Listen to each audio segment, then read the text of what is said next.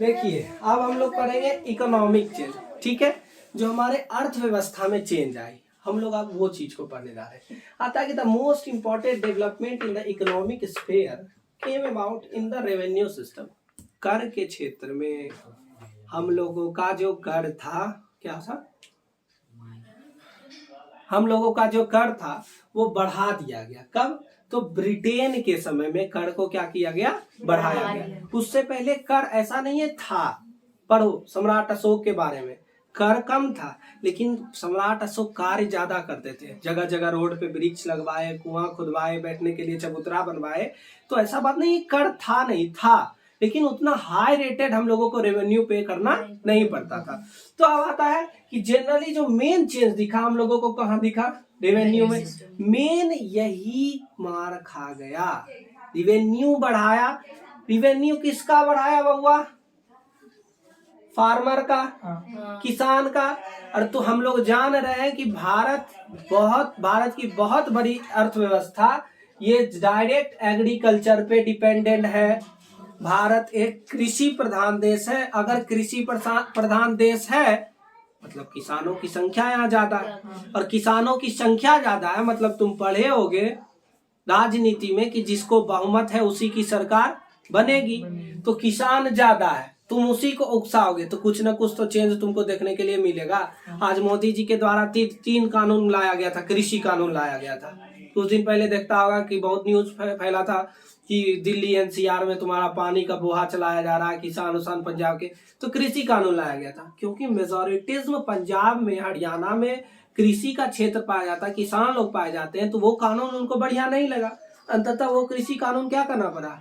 वापस लेना पड़ा मोदी जी को, ठीक है। लेकिन मोदी जी होशियार थे, ये जो है मूर्ख था, ब्रिटिश लोग, ये अडिग रह जाता था कोई भी चीज पे। तो हुआ क्या कि सबसे बड़ा चेंज तो देखने के लिए मिला, वो क्या मिला? रेवेन्यू सिस्टम में, कर के सिस्टम में। कर को क्या कर दिया गया? बढ़ा दिया गया। अब आता है कि कर को बढ़ा दिया गया, समझने का बात समझो तो 1914 में फर्स्ट वर्ल्ड वॉर स्टार्ट हुआ, ठीक है। और फर्स्ट वर्ल्ड वॉर स्टार्ट हुआ तो 1914 से 18 या 19 तक चला था, 5 साल चला था शायद, 18-19 तक। तो हुआ क्या ना कि यहाँ से लोगों को लेकर के जाया गया, लेकर के गए कि पंजाब से कि हम तुमको क्या करेंगे, अच्छा से युद्ध लड़वाएंगे, अच्छा तुम करोगे तो फिर क्या करेंगे, तुमको कुछ उपहार देंगे। लोग तो गए खुशी होकर के, लेकिन उनको मिला कुछ नहीं। और आए तो तुम्हारा वो रेवेन्यू क्या कर दिया गया? बढ़ा दिया गया। अब समझो बात को, generally land and revenue was fixed at very high rate, बहुत ज्यादा तेजी कर दिया गया। क्यों किया गया? हम बार बार बोलते हैं कि हिस्ट्री पढ़ रही हो तो क्यों, किस लिए इस चीज का शब्द हमेशा स्टार्ट करो, क्योंकि 1914 में जो वर्ल्ड वॉर स्टार्ट हुआ था उसमें क्रॉप सिस्टम, समझो, वर्ल्ड वॉर स्टार्ट हुआ था यूरोप में ही। तुमको पता होगा यूएसएसआर भी उसमें था, रसिया था, तुम्हारा जर्मनी था, फिर तुम्हारा एक ऑटोमन साम्राज्य था, ऑटोमन एम्पायर था। World war, first world war है तुम्हारे में? नहीं है। फर्स्ट वर्ल्ड, लाओ मैप ला, रुको पॉज करो, एक मिनट पॉज करना। देखिए तो जनरली फर्स्ट वर्ल्ड वॉर का जो शुरुआत हुआ था, अरे लग जाए यार,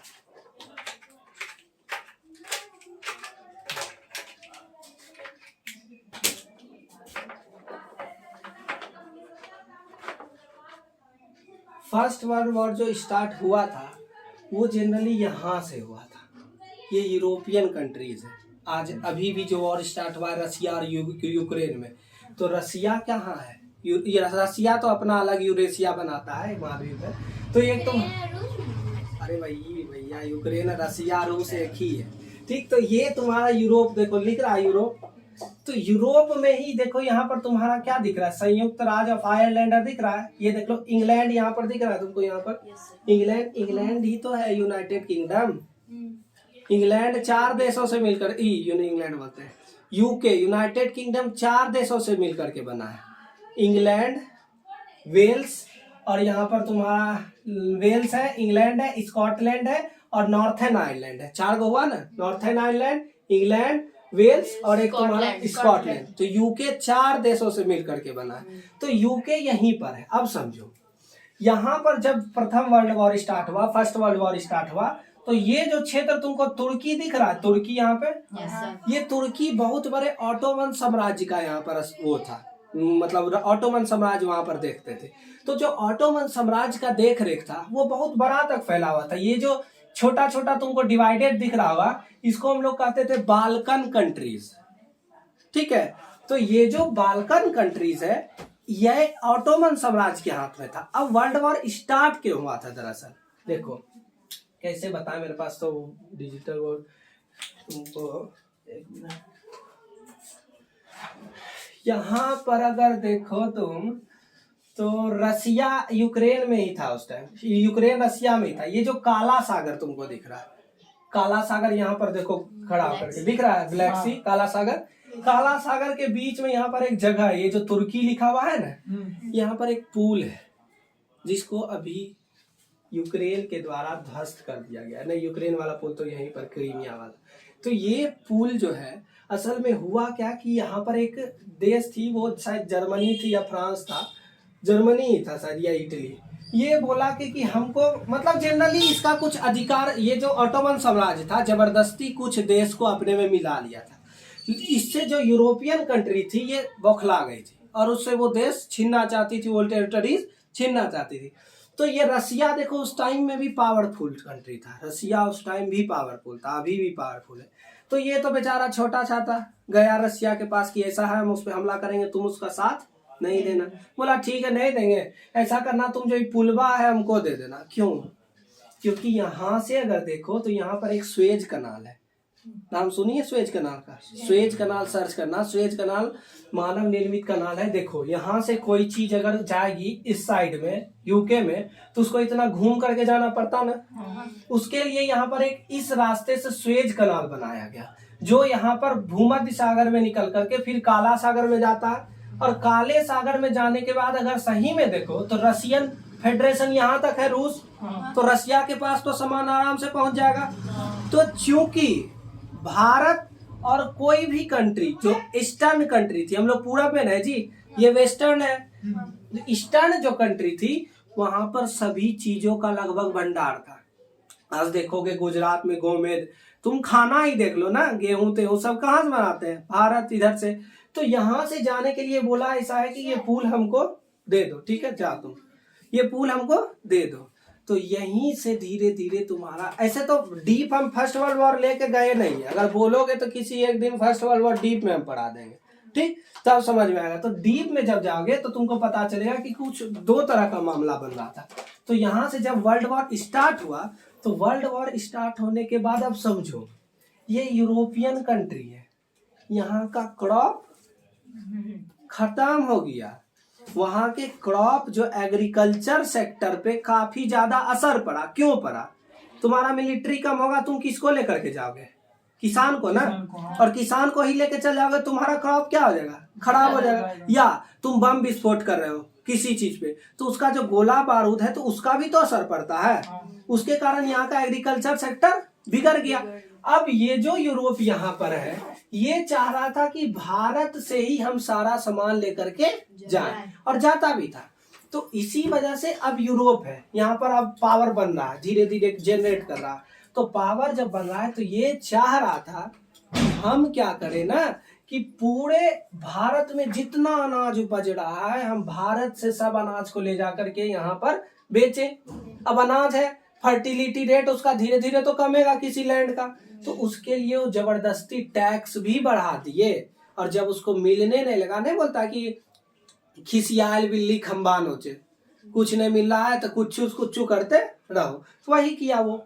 अब जब उसका फसल पे यहाँ पर भी असर पड़ा, ऐसा बात नहीं, भारत के भी क्रॉपिंग सिस्टम पे फसल पर असर पड़ा। क्यों? क्योंकि यहाँ पंजाब और हरियाणा से भी किसान लड़ने के लिए गए थे। और मेन हम जान है कि एग्रीकल्चर सेक्टर हम लोगों का कहाँ है, हरियाणा और पंजाब का ही एग्रीकल्चर सेक्टर मेन है, ठीक। तो इस वजह से भारत के भी एग्रीकल्चर सेक्टर पे प्रभाव पड़ा, इस चीज को इग्नोर हम नहीं कर सकते। अब जब प्रभाव बढ़ा तो हमारा एग्रीकल्चर ही तो most important part of economy है, बैकबोन है इंडिया का। तो उसके लिए क्या हुआ कि उसके बाद यहाँ पर सबसे पहले हार्डशिप, लोग बेरोजगार हो गए, ठीक। उसके बाद रिविलियंस होने लगा, विद्रोह होने लगा, होगा, स्वाभाविक है। तुम्हारे घर में पापा तुमको 10 दिन खाना नहीं दो, उसके बाद तो तुम पूरा किचन फेंक दोगे उठा के, ठीक। तो अब आता है कि spices, calico and the fine cotton clothes called Muslims where taken from the India and the sold in Britain. वही है यार, यहाँ पर मसाला का भरमार है, चाय का भरमार है, ये यहाँ से लेकर के जाके दूसरी जगह बेचते थे। कॉटन, सूती कपड़ा, खादी तुम जानते होगे, यहाँ से ले जाकर के बेचते थे। क्यों बेचते थे? वहां पर मशीन था, इंडस्ट्रियलाइजेशन वहां पर हो चुका था। असल में ब्रिटिश इंडिया कंपनी का मोटो था कि हम इंग्लैंड में इंडस्ट्रियलाइजेशन करें और भारत में डी इंडस्ट्रियलाइजेशन करें। मतलब इंडस्ट्रियलाइजेशन मतलब क्या? औद्योगिकरण। औद्योगिकरण मतलब उद्योग लगाना, उद्योग लगाना मतलब नए नए फैक्ट्री को स्थापित करना। अब आता है कि the main purpose of the English East India company was to promote in the trade of product manufacture in England. समझो, बाहर से आने वाली सामान पर यहाँ पर कोई भी कर नहीं लगाया जाता था, लेकिन भारत से जब कोई सामान जाता था तो उस पर हाई रेटेड तुम्हारा टैक्स लगा देता था, जिसके कारण कि वो सामान कोई खरीदे ही नहीं। तो सबसे बड़ा फैक्टर तो ये भी हो गया। अब फिर आता है कि deindustrialisation lead to the destruction of traditional instruction like weaving, pottery, iron smelting and the brass work. समझो, डी इंडस्ट्रियलाइजेशन औद्योगिकरण के कारण हम लोग, डी इंडस्ट्रियलाइजेशन मतलब होता है औद्योगिकरण के कारण हम लोग के ट्रेडिशनल चीज पे असर पड़ा। ट्रेडिशनल क्या हम लोगों का? हम लोग कुर्ता पैजामा पहनते थे, खादी का चीज। अब देखोगे कुर्ता पैजामा खरीदने जाओगे, खादी का चीज खरीदने जाओगे तो महंगा देगा। क्यों महंगा देगा? क्योंकि बाहर की जो कंपनियां हैं वो सस्ते दाम में अच्छे क्वालिटी के प्रोडक्ट्स हमको दे रही है, और हम थोड़ा सा महंगा और थोड़ा सा अच्छा के लिए कोई भी पैसा आजकल खर्चा करना नहीं चाहता। उसके बाद है वेविंग, पोएट्री, जो तुम्हारा घैला वाला बनाते हो, ये सब चीज करते हो, बुनाई, कताई, ये सब चीज में खास असर देखने के लिए मिला। तो जनरली आपका इकोनॉमिक चेंज, देखो इकोनॉमिक चेंज, अब तुम सोचोगे कि ये वेविंग, पोएट्री, ये सब चीज को इकोनॉमिक चेंज में क्यों डाला गया। हम बार बार कह रहे हैं कि बैकबोन हम लोगों का यही था, ट्रेडिशनल और एक एग्रीकल्चर का सेक्टर। तो ट्रेडिशनल जो ये सब चीज था, तो इसके कारण ही हम लोगों का इकोनॉमिक सिस्टम में चेंज आया। ठीक है।